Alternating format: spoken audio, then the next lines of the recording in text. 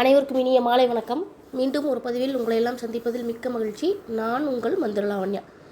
அன்பர்களே, நாம் இன்றைக்கி பார்க்க போகிற தலைப்பு என்ன அப்படின்னா, மாந்திரீகத்தில் இலவசங்கள் இது உண்மையா அப்படிங்கிறத ஒரு தலைப்பில் பார்க்க போகிறோம். பொதுவாக அரசியலில் தான் இலவசங்கள், அது இலவசம், இது இலவசம் அப்படின்னு சொல்லி மக்களை முட்டாளாக்குகின்ற வேலை நடந்துகிட்ருக்கு. அப்படின்னா இப்போ இந்த ஆகச்சிறந்த கலையான மாந்திரீகத்திலையும் இதே விஷயங்கள் தான் நடந்துகிட்ருக்கு. ஏற்கனவே மக்கள் மாந்திரீகத்தை பற்றி ஒரு தவறான அல்லது போலியான பிம்பங்களை நம்பி, போலியான விஷயங்களை நம்பி, மாந்திரீகம் அப்படின்னாலே தவறு, அது ஏமாற்று வேலை, அது ஒன்றுமில்லாத விஷயம் அப்படின்னு பார்க்கக்கூடிய இந்த காலகட்டத்தில் கூட இந்த இலவசங்கள் அப்படிங்கிற பேரில் நிறைய விதமான விஷயங்கள் நடக்குது. அதை பற்றி நம்முடைய குருகுலத்தில் படிக்கக்கூடிய சிஷ்யர்கள் நம்மக்கிட்ட ஒரு சில கேள்விகள் கேட்டிருந்தாங்களே, அந்த கேள்விகளுக்கு உண்டான பதிலாக இந்த பதிவு அமையும் அப்படின்னு நான் நம்புகிறேன். வாங்க முழுமையாக பதிவுக்குள்ளே போகலாம். முதல்ல மாந்திரீகம் அப்படிங்கிறது சித்தர்களும் தேவர்களும் ஞானிகளும் நமது குருமார்களும் பாரம்பரியமாக நம்முடைய முன்னோர்களும் நமக்கு கொடுத்த ஆகச்சிறந்த கலை. இந்த ஆகச்சிறந்த கலை உலகியல் வாழ்வுக்கு, அதாவது இந்த உலகத்தில் தேவையான அத்தனை விதமான விஷயங்களுக்கும் பயன்படுவது மட்டுமின்றி, இந்த கலை உண்மையாகவே கடவுளை சென்றடையும் விஷயத்திற்காகவும் பயன்பட்டிருக்கு. அதாவது முக்திக்கும் பயன்பட்டிருக்கு. இந்த வாழ்க்கையில் நமக்கு தேவையான அத்தனை விதமான சக்திகளை அடையவும் நம்மளுக்கு இந்த கலை துணை போயிருக்கு. அப்படிப்பட்ட ஒரு மாபெரும் கலையில் இன்றைக்கி நடக்கிறது என்ன?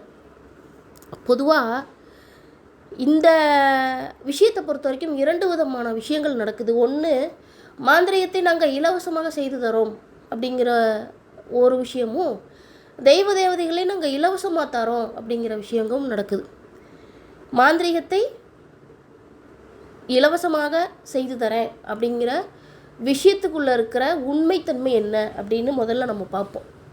பொதுவாக ஒரு மாந்திரீகன் உருவாவதற்கு என்னமோ சாதாரணமாக போய் தெய்வங்களை வான்னு கூப்பிட்ட உடனே அது வந்துடுற மாதிரியும், தெய்வங்கள் நமக்கு கட்டுப்பட்டு நம்முடைய ஏவல் வேலைகளையோ அல்லது கர்மங்களை மாற்றக்கூடிய வேலைகளையோ நம்மளுக்கு எந்த கஷ்டமும் இல்லாமல் செஞ்சு கொடுத்துட்ற மாதிரியும், இது ஒரு ஜீம்பூம்பா மேஜிக் மாதிரியும் நிறைய பேர் நினச்சிக்கிட்டு இருக்காங்க. அதற்கான கஷ்டங்கள் என்ன, ஒரு மாந்திரீகனாக உருவாகிறதுக்கு உண்டான அவர்களுடைய அர்ப்பணிப்பு என்ன, அவர்களுடைய தியாகம் என்ன, அவர்கள் எந்த அளவுக்கு அந்த தெய்வத்தையோ தேவதையோ நம்பி தன்னுடைய வாழ்வியில் பெரும்பகுதியை மந்திர ஜபம் பண்ணுறதுக்காகவும் தெய்வ தேவதைகளுக்காகவும் ஒப்படைச்சு அதன் மூலமாக கிடைத்த சக்தியை கொண்டுதான் பிற நபர்களுக்கு நன்மை செய்கிறார்கள். அது எந்த மாந்திரீகனாக இருந்தாலும் சரி, சும்மா எந்த விதமான சக்தியும் யாருக்கும் கிடைச்சிடாது. நான் அடிக்கடி சொல்கிற ஒரே விஷயம், கஷ்டப்படாமல் எதுவும் கிடைக்காது அப்படிங்கிறது தான். அப்படி பார்த்தோம் அப்படின்னா, கிட்டத்தட்ட 1 வருட காலம், 3 வருட காலம், 5 வருட காலங்கள், இப்போவாது இந்த குறுகிய காலகட்டம். ஆனால் பழங்காலத்துல எல்லாம் கிட்டத்தட்ட 18 வருடம் ஒரு குருநாதர்கிட்ட இருந்தால் தான் நம்மளுக்கு ஏதாவது ஒரு சில வித்தைகளை கற்றுக் கொடுப்பார்கள். அந்தளவுக்கு குருமார்கள் சோதனை செய்து நம்பத்தகுந்த நபர்களாக இருந்தால் மட்டுமே நம்மளுக்கு தேவையான விஷயங்களை சொல்லிக் கொடுக்குற சூழலெல்லாம் இருந்துச்சு. அப்படி கண்ணியமாக இருந்து தன்னுடைய ஆசாபாசங்களை அடக்கி தன்னுடைய தெய்வ தேவதைகளுக்காக தன்னுடைய வாழ்வை அர்ப்பணித்து இன்றைக்கும் அப்படிப்பட்ட மாந்திரிகர்கள் இருக்கிறாங்க. அப்படிப்பட்ட ஒரு சக்தியை, அப்படிப்பட்ட தன் தவ வலிமையை ஒரு நபருக்கு, ஒரு தன்னை தேடி வரும் யாரோ ஒரு நபருக்கு ஒருவர் இலவசமாக செய்வாரா? இலவசமாக செய்து கொடுக்கக்கூடிய மனம் இருந்தாலும் இன்றைய காலகட்டத்தில் நிறைய பேர் என்ன நினச்சிக்கிறாங்க அப்படின்னா, மாந்திரீக பூஜைங்கிறது என்ன, தேங்காய் பழம், அவல், பொறி, கடலை, வெத்தலை பாக்கு பழம், இவ்வளோதானே, இதை வச்சு தானே ஒவ்வொரு தேவதைகிட்டையும் வேலை கொடுக்குறாங்க, ஒவ்வொரு சாமிகிட்டையும் வேலை கொடுக்குறாங்க, இதை வாங்கிட்டு தானே அது வேலை செய்யுது அப்படிங்கிற கண்ணோட்டம் நிறைய பேருக்கு இருக்குது. நான் ஒரே ஒரு விஷயம் மட்டும் சொல்கிறேன். எந்த ஒரு தெய்வமோ தேவதையோ படையலுக்காக வேலை பார்ப்பதில்லை. அந்தந்த மாந்திரிகனுடைய தவ சக்தி, அந்தந்த மாந்திரிகனுடைய தவ வலிமையை பொறுத்து தான் அந்தந்த தெய்வங்கள் வேலை பார்க்குது. அப்படி இருக்கிறப்போ கஷ்டப்பட்டு நம்முடைய தேவைகளை எல்லாம் குறைத்து கொண்டு, நம்முடைய ஆசாபாசங்களை எல்லாம் குறைத்து கொண்டு, தன்னுடைய தேவதையினுடைய அருளை பெறவும் ஆற்றலை பெறவும் நிறைய தியாகங்களை செய்து ஒரு மாந்திரிகனாக ஒரு இடத்துல உட்கார்ந்துருக்கிற ஒரு நபர் தன்னை நாடி வரக்கூடிய பிற நபருக்காக எதற்காக இலவசமாக செய்ய வேண்டும்? அப்படி இலவசமாக செய்து கொடுக்கலாம் அப்படின்னு நினச்சா கூட அதற்குண்டான பொருட்செலவோ இன்றைக்கு எந்த அளவில் போயிட்டுருக்குன்னு இந்த மாந்திரிகத்துக்குள்ளே இருக்கிற பூஜைகள் செய்து கொண்டிருக்கிற எல்லாருக்குமே தெரியும். இதில் அனுபவப்பட்டவங்களுக்கு தெரியும். இன்றைக்கி ஒரு சாதாரண ஒரு சிறிய பூஜை வைப்பதாக இருந்தால் கூட ஒரு 1500 2000 இல்லாமல் நம்ம பூஜைகள் செய்ய முடியாது. அந்த அளவுக்கு தான் இன்றைய சுழல் போயிட்டுருக்கு. சில பேர் என்ன சொல்கிறாங்கன்னா, அன்னைக்கெல்லாம் சித்தர்கள் குருமார்கள்லாம் ஃப்ரீயாக தானே பண்ணி கொடுத்தாங்க. உண்மைதான். ஆனால் அவங்களுக்குன்னு ஒரு தேவை இருந்துச்சு. அந்த தேவைகளை மக்கள்கிட்ட நிறைவேற்றி கொடுத்துட்டு அந்த மக்களுக்கு தேவையான சில காரியங்களை இந்த மாந்திரிகத்தின் மூலமாக நிறைவேற்றி கொடுத்துட்டு போனாங்க.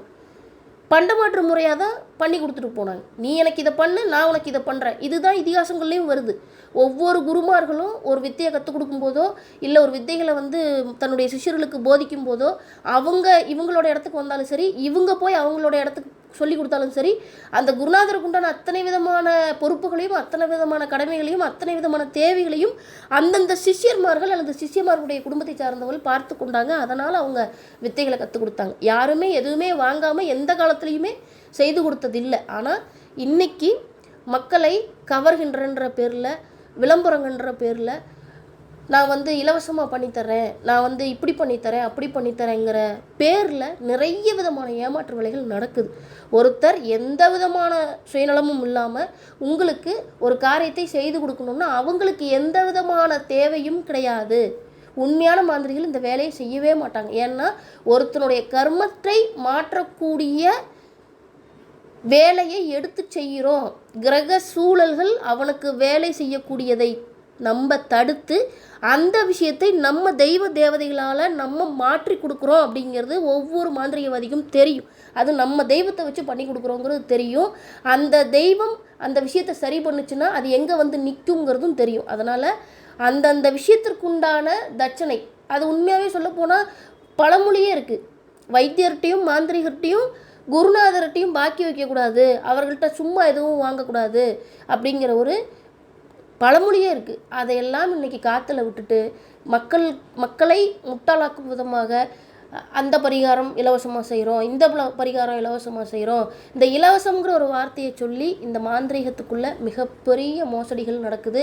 ஒருவர் எந்த விதமான எதிர்பார்ப்புமின்றி எந்த விதமான அனுகூலமும் இன்றி பயனும் இன்றி ஒருத்தருக்கு ஒரு பொருளை இலவசமாக கொடுப்பது என்பது சாத்தியம் இல்லை.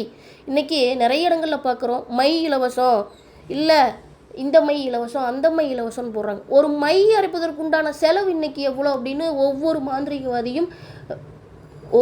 மாந்திரிகவாதிக்கும் தெரியும். ஒரு மை சரியாக இன்ன காரணத்துக்காக வேலை செய்யுது, இன்ன காரணத்துக்காக நான் இதை ரெடி பண்ணியிருக்கேன்னு தயார் பண்ணக்கூடிய ஒவ்வொரு மாந்திரிகவாதிக்கும் தெரியும் அந்த மைக்கு உண்டான பொருளாதார செலவு என்ன அப்படிங்கிறது.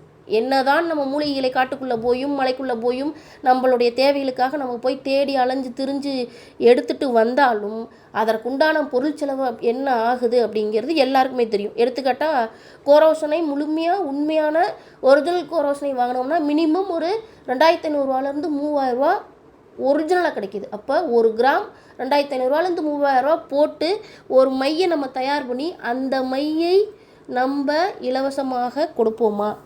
மக்கள் ஒரு விஷயத்தை அவ்வளோ விஷயம் போட்டு தயார் பண்ணக்கூடிய ஒரு பொருளை இன்னொரு நபருக்கு இலவசமாக கொடுப்பாங்க அப்படின்னா அதுக்கு என்ன தேவை இருக்குதுன்னு முதல்ல மக்கள் யோசிக்கணும்.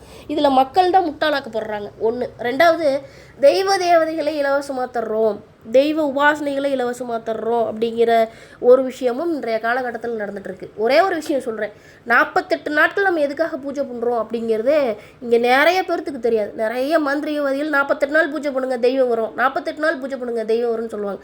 ஆனால் 48 நாள் நாம் எதற்காக பூஜை பண்ணுறோம் அப்படிங்கிறதே இப்போ வரைக்கும் யாருக்குமே தெரியாது. உண்மையான தாற்பயம் என்ன 48 நாளுங்கிறது இது வரைக்கும் யாருக்குமே தெரியாது. அதை தெரிஞ்சவங்க தாராளமாக கமெண்ட் பண்ணுங்கள். 1.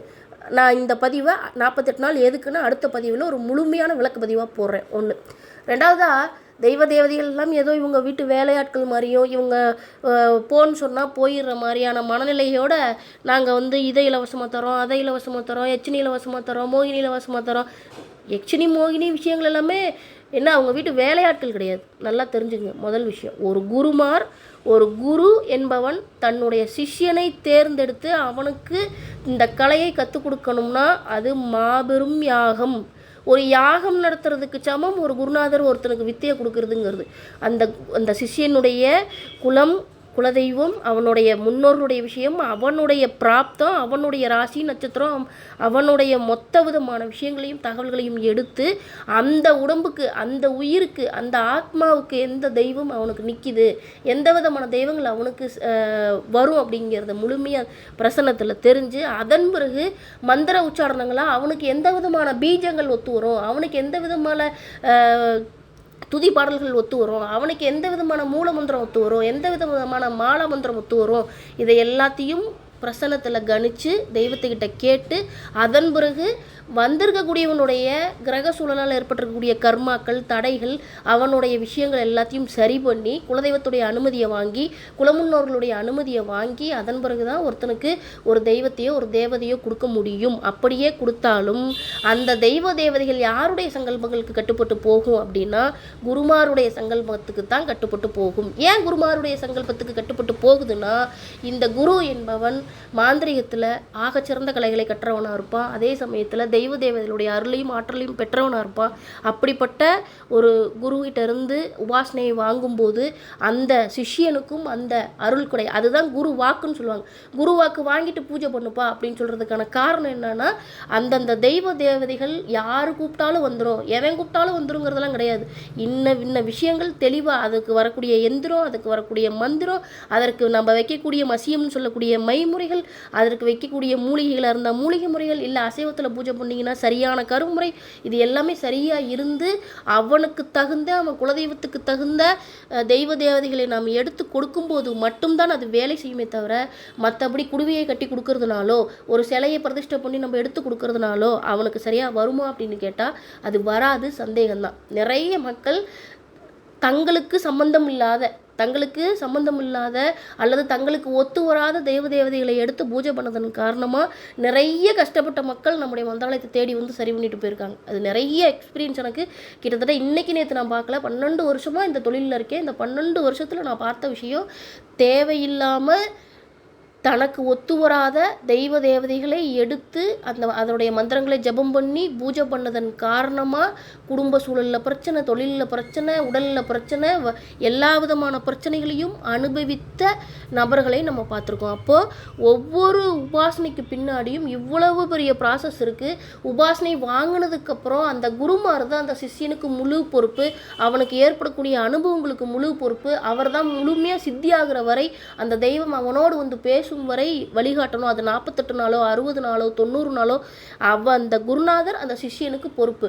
அவன் பண்ணக்கூடிய ஒவ்வொரு பூஜைகளையும் சரியா தவறா கரெக்டாக பண்ணிட்டு இருக்கானான்னு அவங்க பூஜையில் பார்ப்பாங்க.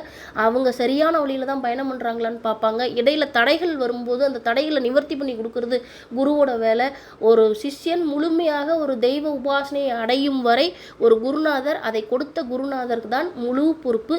அதன் பிறகும் அந்தந்த தெய்வ தேவதைகளை வைத்து அந்த சிஷ்யன் என்ன விதமான கர்மங்கள் செய்தாலும், அஷ்ட கர்மமாக இருக்கட்டும், நல்லதாக இருக்கட்டும், கெட்டதாக இருக்கட்டும், எந்த விதமான வேலைகள் செய்தாலும் அதற்கும் அந்த குருநாதருக்கு தான் பொறுப்பு. அவருக்கு தான் கர்மங்கள் வந்து சேரும். செய்யக்கூடிய நபருக்கு ஒரு கர்மம் போய் சேர்ந்தாலும் அதை செய்யறதுக்கு உண்டான வழியை ஏற்படுத்தி கொடுத்த குருநாதருக்கும் அதே கர்மங்கள் போய் சேரும். அப்போது ஒரு குருநாதருடைய ரோல் அப்படிங்கிறது இந்த மாந்திரிகத்தில் உபாசனையில் மிகப்பெரிய ரோல். நான் போட்டிருப்பேன், குருவுக்கும் சிஷியனுக்குமான உறவு என்ன, ஏன் குருதட்சணை வாங்குறாங்க அப்படிங்கிற ஒரு முழு பதிவாக போட்டிருப்பேன். இதை புரியாதவங்க அந்த பதிவை போய் பாருங்கள். ரெண்டாவது, இவ்வளவு பெரிய ஒரு விஷயத்தை நம்ம எப்படிப்பட்ட ஒரு குருமார்கிட்ட இருந்து வாங்குகிறோம் அப்படிங்கிறது ரொம்ப ரொம்ப முக்கியம். அந்த குருமார் எப்படி, என்ன, அவங்க கொடுத்த விஷயங்கள் சக்ஸஸ் ஆகுதா, அவங்க கொடுத்த எந்த பூஜை பண்ணாலும் 3 நாள் to 5 நாளில் உங்களுக்கு ஏதாவது ஒரு சின்ன சிம்டம்ஸாவது தெரியணும். ஆனால் இன்றைக்கி 5 மாதம் 4 மாதம் 3 மாதம் பூஜை பண்ணி கூட ஒரு சிம்டம்ஸும் தெரியாமல், சிம்டம்ஸே தெரியலை அப்படின்னா கூட அதை சரி பண்ணி கொடுக்கறதுக்கு குரு அவைலபிளாக இருக்க மாட்டார்.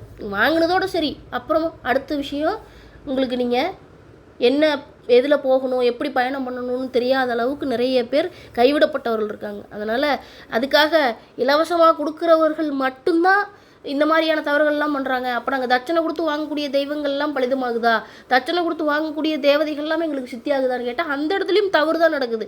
இன்றைக்கி அதான் சொல்கிறேனே, மாந்திரீகத்தை பொறுத்தவரை தடி எடுத்தவன்லாம் தண்டல் கடன்னு ஒரு பழமொழி இருக்குது. அந்த மாதிரி அதாவது ஒரு சின்ன ஒரு 4 விஷயம் தெரிஞ்சுன்னா அவன் மாந்திரிகன், ஒரு சின்ன ஒரு விஷயம் கற்றுக்கிட்டோன்னா அவன் மாந்திரிகன். என்னால் இதை முடியும் அதை முடியும்னு மக்களுக்கு தேவையில்லாத விளம்பரங்களின் மூலமாக மக்களை கவரணும், கூட்டம் வரணும், ஆட்கள் சேரணும், அதனால் ஒரு பலாபலன் நம்ம அடையணுங்கிற ஒரே நோக்கத்துக்காக இந்த தேவையில்லாமல் இந்த மாந்திரீகத்தை ஒரு கேலி கூத்தாக்கிட்டு இருக்கிற சூழ்நிலை தான் இன்றைக்கி நடக்குது. அதனால் உண்மையாக மாந்திரிகத்தை கற்றுக்கொள்ள நினைக்கக்கூடியவர்கள் சரியான குருமார்களை தேடுங்க. நீங்கள் தேட ஆரம்பிங்க, சரியான குருநாதர்கள் உங்களுக்கு தானாக தேடி வந்து அமைவாங்க. இல்லாவது உங்களுடைய இந்த கலையை நீங்கள் கற்றுக்கணும், இந்த கலையின் மூலமாக ஒரு தெய்வமோ தேவதையோ உங்களுடைய அனைத்து விதமான கஷ்டங்களையும் தீர்க்கணும் அப்படிங்கிற சூழல் உங்களுக்கு அமைப்பு உங்களுக்கு இருந்துச்சு அப்படின்னா கண்டிப்பாக உங்கள் குலதெய்வமே உங்களுக்கு வழிகாட்டும். அல்லது அந்த குலதெய்வத்தோட வழிபாட்டின் மூலமாகவே நிறைய விதமான விஷயங்களையும் நீங்கள் சரி பண்ணலாம். அதை விட்டுட்டு மை இலவசமாக கொடுத்தேன், வாங்கி வச்சேன், ஒரு பிரயோஜனமும் இல்லை, ஒரு தேவதையை வாங்கினேன், பூஜை பண்ணேன், ஒரு பொருள் வரையும் தான் ஆச்சே தவிர ஒரு பிரயோஜனம் இல்லை, இப்படியெல்லாம் சொல்கிறதுல எந்த விதமான பலனும் யாருக்கும் இருக்க போகிறதில்ல. சிந்திக்கணும், முதல்ல சிந்திக்கணும் நம்மளுக்கு என்ன வேணும். இந்த இப்போ மக்கள் என்ன ஆகிட்டாங்கன்னா மாந்திரிகம்னாலே உடனே நம்மளுக்கு இதெல்லாம் நடந்துடும். பேராசை தான் கண்டிப்பாக ஏமாற்றத்துக்கு காரணம். இந்த பேராசை தான் ஏமாற்றத்துக்கு காரணம். மக்களுடைய பேராசை ஏமாற்றத்துக்கு காரணம். இது வந்தால் இது நடக்கும். குட்டிச்சாத்தான் வாங்கிட்டா பணமாக கொண்டு வந்து கொட்டிடும், மோகினி வாங்கிட்டா ஒரே பெண்கள் விஷயமாக கொடுத்துரும், அப்புறம் ஏதாவது ஒரு காளியை வாங்கிட்டா நம்மளுக்கு ஒரே பாதுகாப்பு இருக்கும், நம்ம யாராவனாலும் அடிக்கலாம். இப்படிலாம் எண்ண ஓட்டத்தோடு தான் இந்த மாந்திரிகத்தை அணுகிற நிறைய பேர் இருக்காங்க. தயவுசெய்து அப்படி அணுகாதீர்கள்.